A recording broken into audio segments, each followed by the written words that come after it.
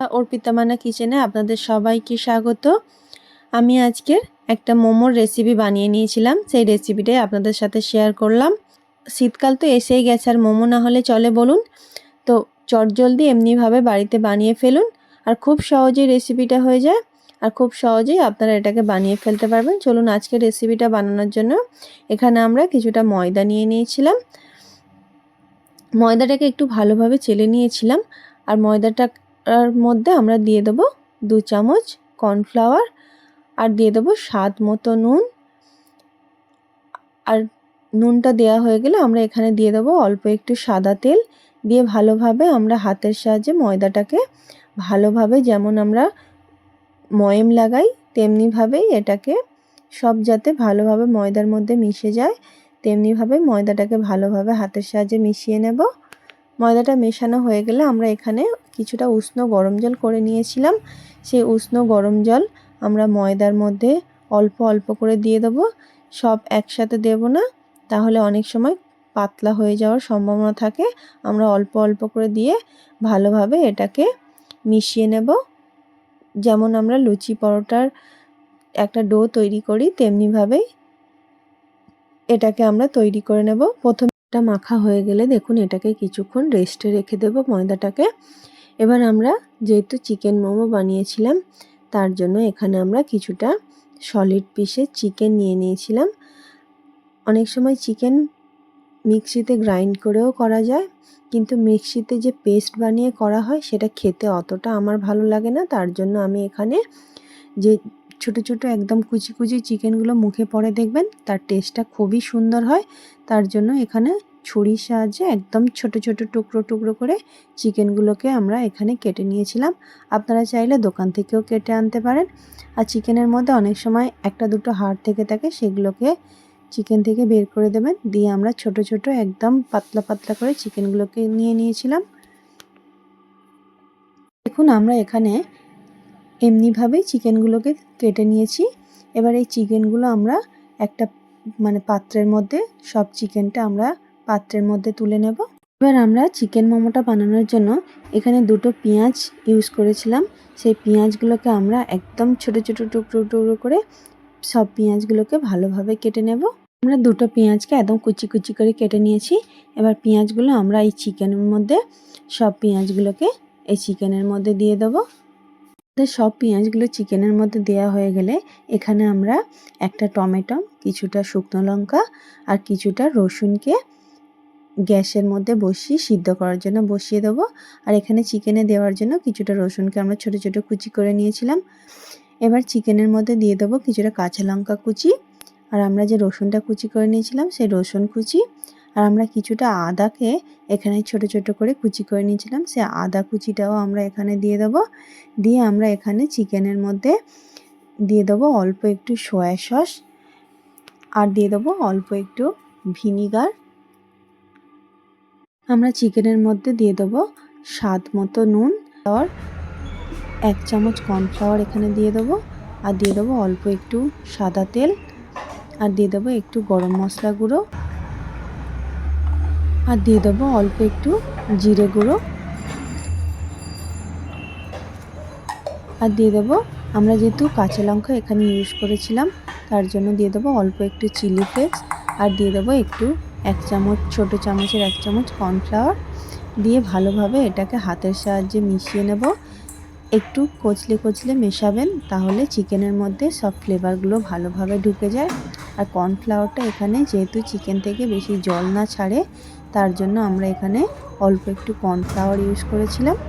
এবার আমরা চিকেনটাকে ভালোভাবে মিশিয়ে নিয়ে কিছুক্ষণ এটাকে ঢাকনা বন্ধ করে রেস্টে রেখে দেব।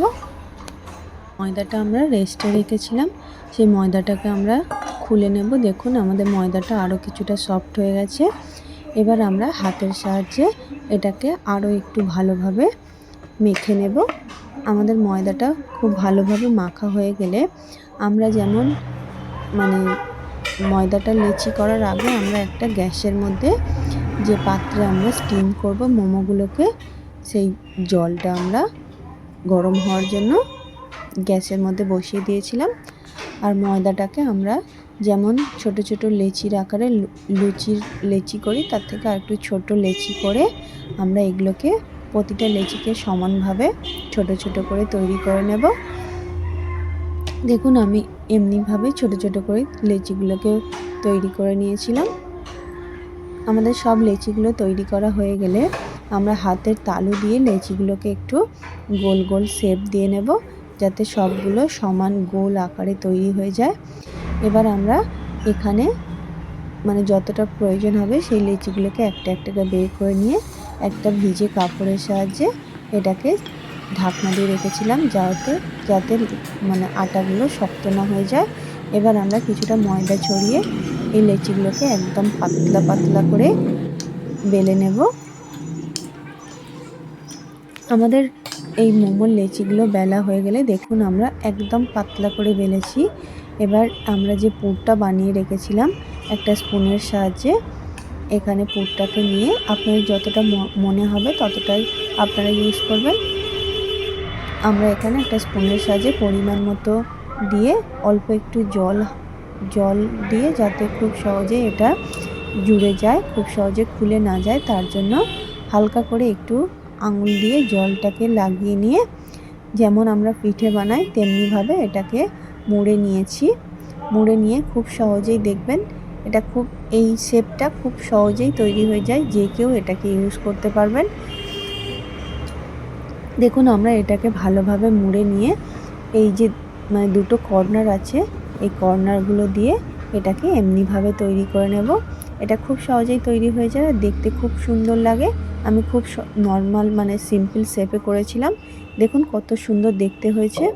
এমনিভাবেই আমরা প্রতিটা মোমোকে তৈরি করে নেব। আমরা এখানে সব মোমোগুলো তৈরি করে নিয়েছি। এবার আমরা পাত্রের মধ্যে মোমোগুলোকে স্টিম করব। সেই পাত্রের উপরে আমরা একটু সাদা তেল দিয়ে নেব, দিয়ে আমরা একটা ব্রাশের সাহায্যে এটাকে একটু ব্রাশ করে নেব তেলগুলো, যাতে মোমোগুলো খুব সহজেই উঠে আসে, যাতে লেগে না যায় একটার গায়ে আরেকটা। তেমনিভাবে এটাকে আমরা এবার একটা একটা মোমো সাজিয়ে দেব, যাতে একটার গায়ে একটা না লেগে যায়, যাতে স্টিম হওয়ার পরে এগুলো ছিঁড়ে না যায়। এমনিভাবে আমরা প্রতিটাকে বসিয়ে দিয়েছিলাম।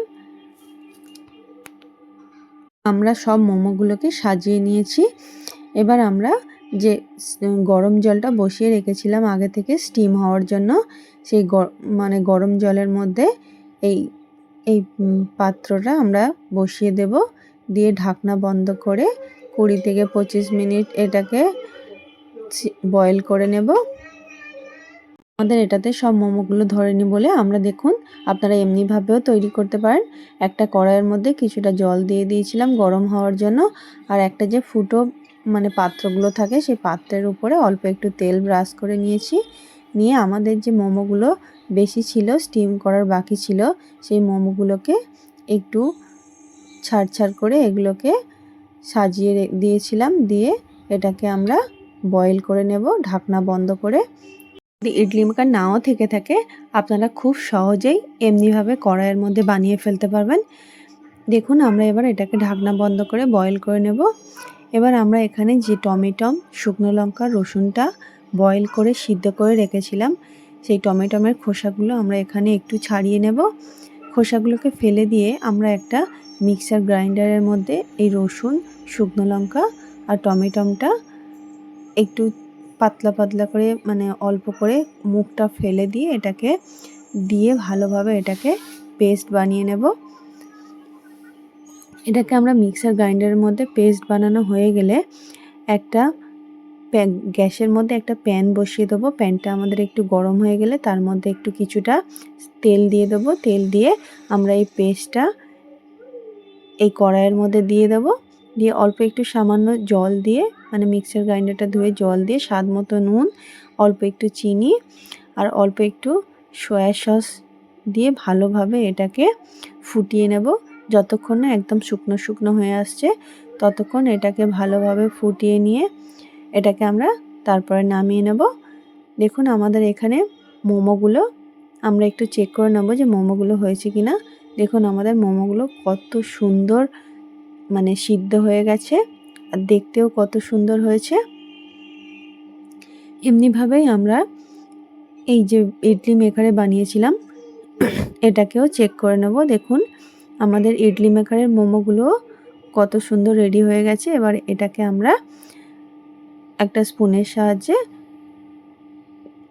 খুব সহজেই দেখুন এটা উঠে আসছে। এমনিভাবে এটাকে আমরা প্লেটের মধ্যে গরম গরম নামিয়ে নেব। যে কড়াইয়ের মধ্যে বসিয়েছিলাম সেই কড়াইটাকেও আমরা একটু চেক করে নেব যে সেগুলো হয়ে গেছে কিনা। দেখুন আমাদের এই মোমোগুলো খুব ভালোভাবে তৈরি হয়ে গেছে। এবার এটাকে আমরা গরম গরম সার্ভ করে নেব। এই রেসিপিটা অসাধারণ খেতে হয়েছিল। আপনারা এবার এমনিভাবে আমার রেসিপিটা ফলো করে একবার বাড়িতে বানিয়ে ট্রাই করতে পারেন। শীতকালে এই গরম গরম মোমো খেতে অসাধারণ লাগে। আপনারা এমনিভাবেই খুব চটজলদি বানিয়ে ফেলতে পারবেন বাড়িতে। আর আমার ভিডিওটা যদি আপনাদের ভালো লেগে থাকে একটা লাইক দিয়ে আমার পাশে থাকবেন। আজকের ভিডিওটা এতক্ষণ দেখার জন্য আপনাদের অনেক অনেক ধন্যবাদ। বাই সবাইকে।